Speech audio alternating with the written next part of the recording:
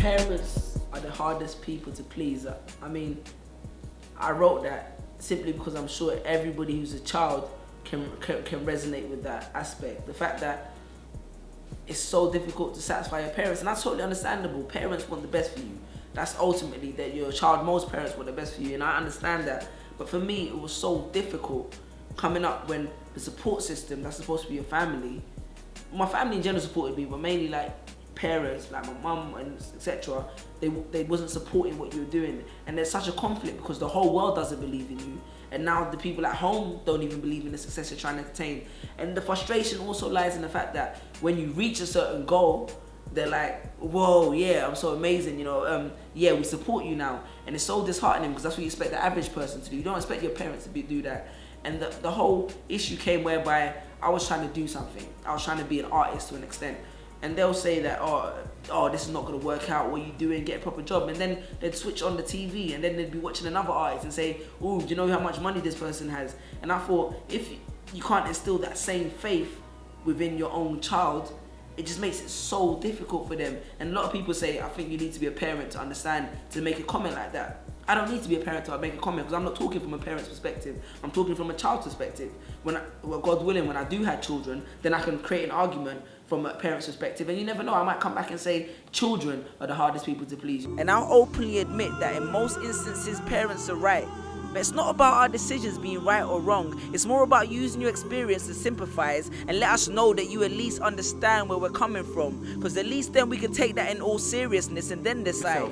Oh, it's amazing. Like his other video that he did, it's just, because I'm basically one of these kids myself. Like I'm an actress and I'm from Switzerland. It's a small country and most people there, like they do the mainstream thing. They go to the banks, to the office, and I can so relate to what he says, like just living your dreams. It hit home for me. It hit a few things I got to reassess when it comes to my younger one, because we're going through the same process and we don't know what to do, which way we're going, and it's kind of given me another few options I should look at, you know, so just going with the flow and just trusting and see what happens, you know. Suli was right to some extent. It did take me a while to actually come around to his idea, but I did get there eventually. You know what? I'm his #1 fan. Yeah, it's true. And I think for anybody to be successful, someone has to believe in them. They have to believe in themselves, but there's always one person that they really need for them to believe in them. And I think somebody will always find out, whether it's a friend, whether it's an associate, you know, whether it's a colleague, just someone. But you ideally want those to be the people in your house. You want to tell your mom that, you know, I just got I got a show here, I just did this, it's got this many views, and you want it to be like, yeah son, you can do this. Because at the end of the day, we create this perception of our child. When we're young, I was reading a book, but it's like our only connection to reality is our parents. So as we grow up, our parents essentially become that kind of godlike figure to us. They facilitate everything for us, you know what I mean? Then as we get older, we start to understand the world as we grow up, the world as a whole. But that kind of disposed understanding of our parents as those entities that open gateways to us and do everything for us is still there. So we rely on them for so much. And if they can't give us something as simple as support, it's so difficult. And it's like nothing you can do can ever kind of satisfy them. I'm not saying that you can't achieve certain things, but it's like unless you achieve something that they want you to achieve and the way they want you to achieve it, it's kind of like you haven't done it, or they're not sure about it, you know what I mean? Until you actually get the ultimate goal, there's always that kind of skepticism.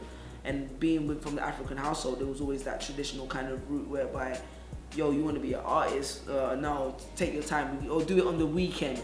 You know, people don't, and I think it's so simple to understand that to be successful at anything, you have to commit a lot of time to it, you know what I mean?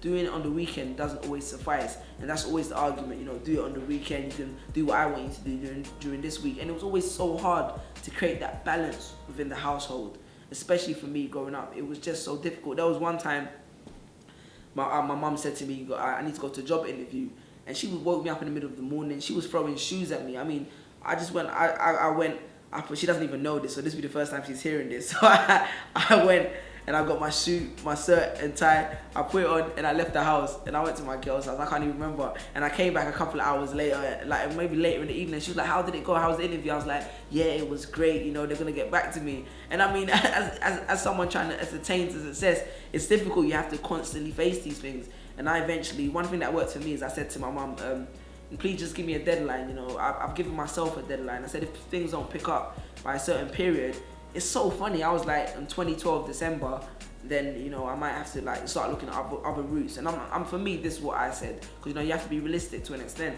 So I said to her 2012 December, if it doesn't pick up. And then from there she got off my back. But as it was going to September, oh Suli, it's almost December, have you started looking at vacations? November, Suli, have you started looking at vacations?